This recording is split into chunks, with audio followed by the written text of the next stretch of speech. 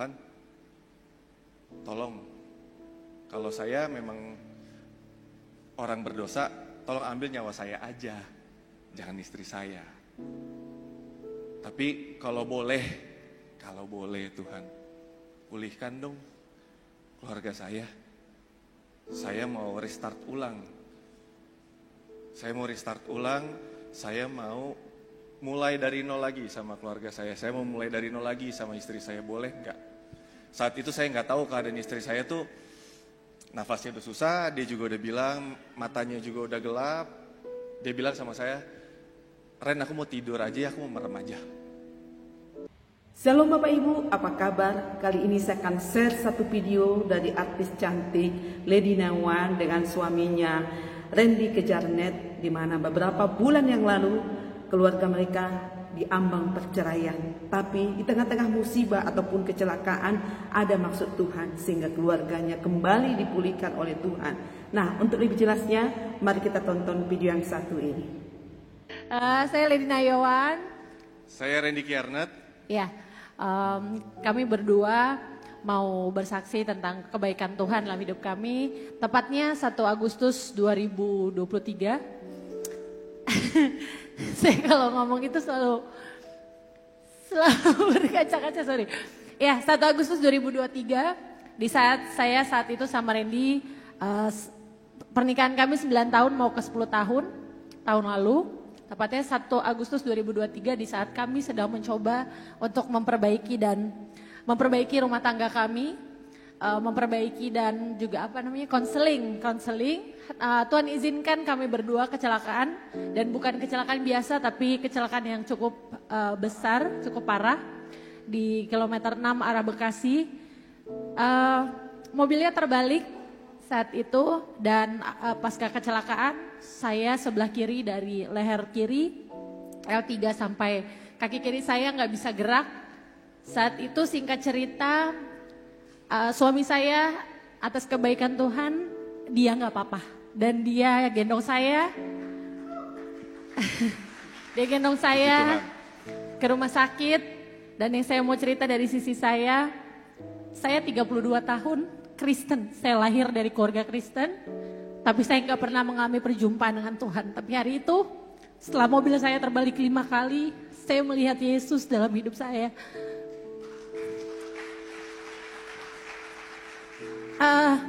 Saya waktu itu bukan hanya jiwa dan fisik saya yang diselamatkan, karena saya nggak kebayang kalau anak-anak saya nggak ada saya gitu ya. Tapi Tuhan pulihkan luar biasa rumah tangga saya, kehidupan saya, dan saya melihat karya Tuhan yang begitu besar sampai akhirnya saya boleh berdiri di sini. Dan saya cuma mau bilang buat siapapun yang sedang mengalami proses hidup yang Tuhan izinkan, tetap kuat.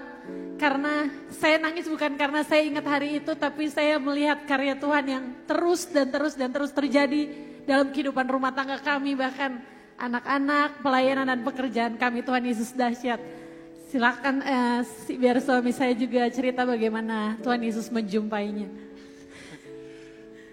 Langsung aja. Tadi saya cuma mungkin nggak akan banyak bercerita. Saya sama, kita berdua di satu mobil kecelakaan. Bapak Ibu Saudara bisa langsung lihat mobilnya kondisinya seperti ini.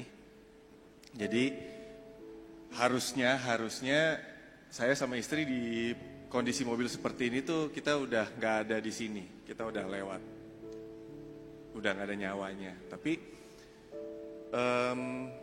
yang saya bisa ambil kebaikan Tuhan yang Tuhan kasih buat saya, terutama buat saya yang saat itu saya sempat terhilang, saya sempat jadi orang yang paling sombong. Saya sombong dengan dosa dan kesalahan saya anggap nggak masalah. Hidup juga tetap jalan, pekerjaan juga tetap jalan. Apa salahnya buat dosa? Tapi tadi seperti istri saya bilang, gak ada yang mustahil bagi Tuhan.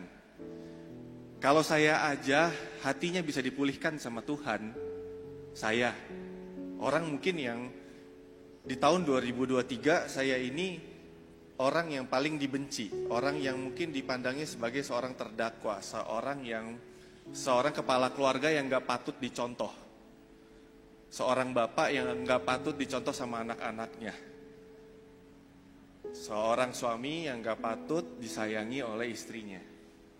Tapi saya juga sampai sekarang masih bertanya-tanya, gimana ya caranya Tuhan? Tuhan kok bisa sih semua dipulihin? Dan yang dipulihin itu bukan cuma hati istri saya, yang dihalusin bukan hati istri saya aja, bukan cuma kita bisa keluar dari kecelakaan maut itu, tapi saya diubahkan. Tuhan kasih lihat ke saya saat kecelakaan itu, hidup dan mati itu cuma selangkah. Hidup dan mati cuma selangkah, dan yang ngatur itu Tuhan. Kita itu cuma ngikut jalannya Tuhan aja. Tuhan suruh saya mati, ya saya mati. Saya tetap hidup, ya saya tetap jalanin hidup. Hidup dan mati itu cuma selangkah. Dan saya udah saat itu momen paling takut saya. Saya lihat istri saya di sebelah saya, keadaannya udah luka, udah nafasnya udah susah. Saya cuma bilang sama Tuhan, Tuhan, tolong, kalau saya memang orang berdosa, tolong ambil nyawa saya aja, jangan istri saya. Tapi kalau boleh Tuhan, pulihkan dong keluarga saya. Saya mau restart ulang. Saya mau mulai dari nol lagi sama keluarga saya. Saya mau mulai dari nol lagi sama istri saya, boleh nggak? Saat itu saya nggak tahu keadaan istri saya tuh, nafasnya udah susah, dia juga udah bilang, matanya juga udah gelap. Dia bilang sama saya, Ren, aku mau tidur aja, aku mau merem aja. Saya berdoa, saya minta tolong sama Tuhan, saya nangis sama Tuhan. Dan Tuhan ngomong di hati saya, gak apa-apa Ren, Lady sama aku aja ya. Sama aku aja ya. Kan kamu gak sayang sama dia, kamu sia-siain dia. Daripada nanti kamu sakitin lagi, mendingan sekarang Lady sama saya. Di situ saya baru sadar, hidup saya ini gak ada apa-apanya. Saya ini ciptaan Tuhan, dan saya ini gak ada apa-apanya tanpa Tuhan. Hidup saya, hidup keluarga saya itu semua berkat kasih karunia Tuhan. Kita semua berkat kasih karunia Tuhan bisa ada di sini. Itu yang saya dapat di situ. Dan saya berdoa, saya bilang sama Tuhan, Tuhan tolong kasih saya sekali lagi kesempatan. Bukan cuma untuk bahagiain istri saya, tapi kalau tadi kakak WL-nya sempat bilang saya aktor, ya pekerjaan saya aktor. Buat saya ini kesempatan kedua buat saya. Dulu saya di pekerjaan saya, puji Tuhan, Tuhan kasih jalan yang mulus. Sukses, puji Tuhan. Orang kenal saya, puji Tuhan. Orang banyak yang ngefans sama saya, puji Tuhan. Tapi yang di hati saya tuh, saya cuma pengen di kesempatan yang kedua ini, saya nggak mau cuma manusia aja yang ngefans sama saya. Saya pengen Tuhan ngefans sama saya. Jadi nanti saat saya dipanggil, dia bisa lihat saya, dia bisa panggil malaikat-malaikatnya. Tuh, anak saya udah pulang. Saya meminta tangan di jubah saya. Itu goal saya sekarang. Dan saya pengen fans nomor satu saya istri saya, anak-anak saya. Saya pengen jadi teladan. Jadi perubahan itu yang merubah istri saya juga bukan karena saya. Perubahan saya tiba-tiba ke gereja, saya tiba-tiba bertobat, saya tiba-tiba pelayanan. Enggak. Saya cuma bisa bilang enggak. Itu semua Tuhan yang ubahin hati istri saya sampai sekarang. Jadi buat Bapak Ibu, saudara sekalian yang ada di sini, terutama buat istri saya, tadi barusan bagus banget kamu. Aku terharu.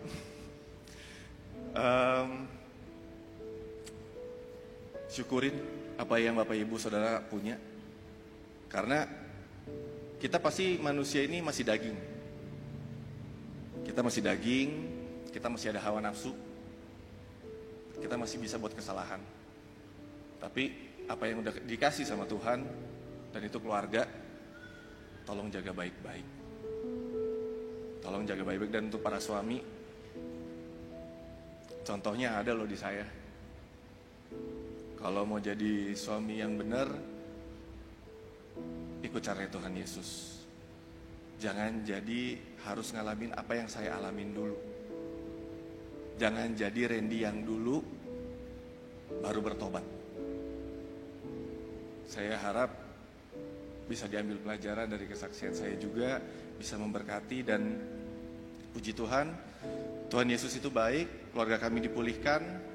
Saya bisa ada berdiri di sini sama istri saya itu bukan karena kuat gagah kita, bukan karena hebatnya nama kita ini siapa, titel kita, enggak, no.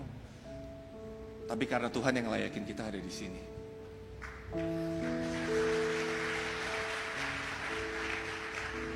Ya, jadi sebelum tutup mau bilang bahwa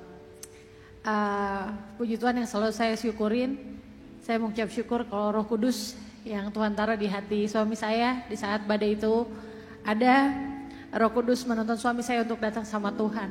Jadi setelah kecelakaan itu yang menguatkan saya untuk tetap pulih itu suami saya udah divonis sama dokter 6 bulan saya nggak bisa duduk, karena saat itu kalau saya duduk dipaksa makan tuh saya kesakitan.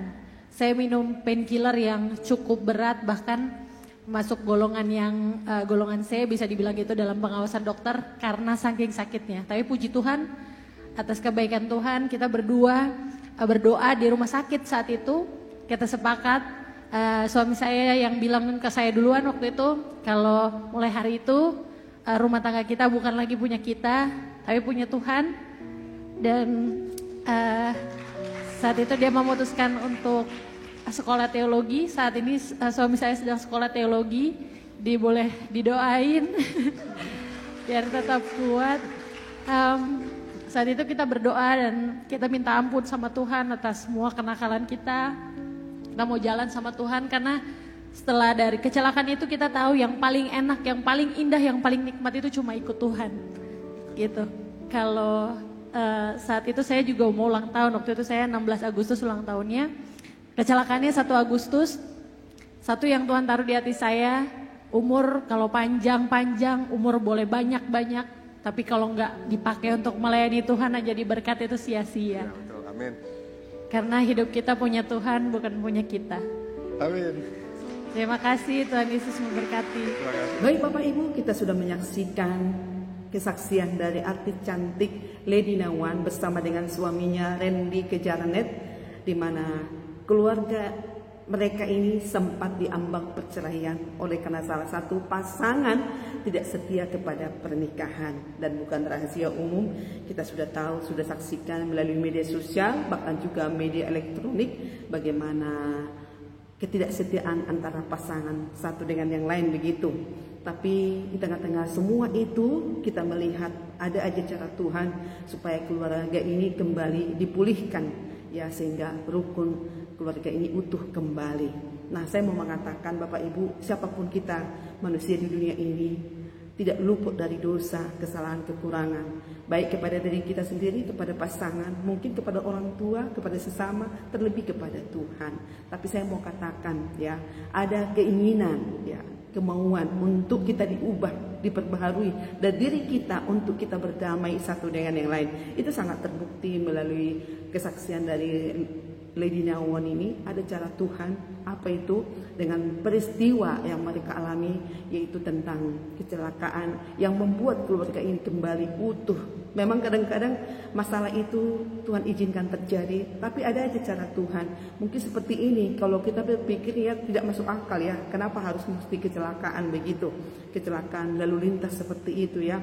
Tapi saya mau melihat sebagaimana firman Tuhan juga katakan dalam Roma 8 ayat 28 bahwa ya pencobaan-pencobaan yang kamu alami tidak akan melebihi kekuatanmu, ya, untuk menghadapi semua itu. Tapi Tuhan mau menyatakan ya kebaikannya kepada orang yang mengasihinya. Memang pada saat itu secara manusia, kalau kita masukkan ke diri kita, kalau seandainya pasangan kita ya tidak setia atau mengingkar janji dari kita, pergi kepada wanita lain atau sebaliknya begitu, ya secara manusia pasti kita kecewa, sedih, marah begitu. Tapi di tengah-tengah semua itu Tuhan izinkan terjadi, bagaimana proses itu menggiring untuk lebih baik lagi. Ya, jadi kadang-kadang kita berpikir kok mau memaafkan, mengampuni padahal sudah melakukan yang enggak besar begitu ya. Nah, kita kembalilah ya, siapa manusia di dunia ini yang tidak punya masa lalu, kesalahan, kekurangan. Ada beberapa kasus ya, khususnya di media sosial yang saya perhatikan, ada beberapa pasangan bahkan mungkin sampai sudah viral begitu, bahkan sudah sampai berapa bulan begitu ya, pasangan yang tidak setia pergi kepada yang lain gitu loh, sampai viral begitu. Tapi karena ada dorongan dari masing-masing pasangan, keluarga juga yang mendukung, sehingga keluarga yang hampir diambang perceraian kembali pulih dan kembali rukun dipersatukan oleh Tuhan melalui pernikahan ya begitu. Nah, kasus ini saya mau katakan ya, siapapun kita, ya mungkin karena tidak diekspos saja, masih banyak di luar sana seperti itu. Tapi kita belajar dari kegagalan orang, dari kegagalan siapapun itu, bagaimana kita supaya lebih baik lagi. Ya, nah, kita jangan melihat lagi yang lalu. Ya. Yang lalu semua manusia punya masa lalu, punya kekurangan, punya dosa.